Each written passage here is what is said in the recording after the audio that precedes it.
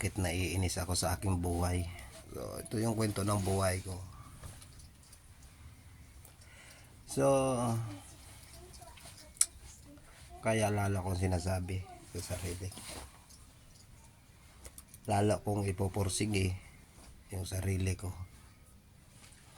Kasi ganito yung dahilan.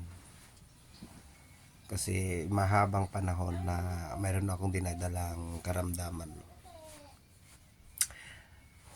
At isa pa doon, lalo akong na-stress sa sarili ko. Lalo na pag naiisip ko, alos ano kasi, karamihan kasi sa mga kadugo at kamag-anak ko, ginagawa nila akong dahilan. Ginagawa nila ako ng kasalanan. Kumbaga, di ko alam kung bakit. Wala naman akong ginagawang kasalanan, nagkakaroon ako ng kasalanan dahil sa mga paninira nila.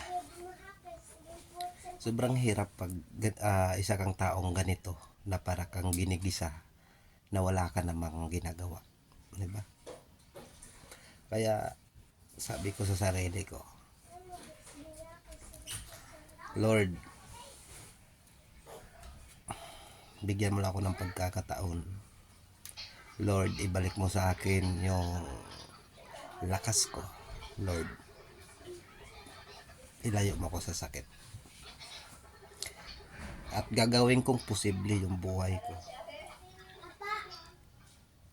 Gagawin ko ang lahat, magpursige at ipakita sa kanila na hindi lang maging lugmok ako. Kasi gabi-gabi iniisip ko, gabi-gabi naiiyak ako dahil bakit ganun yung mga kamag-anak ko.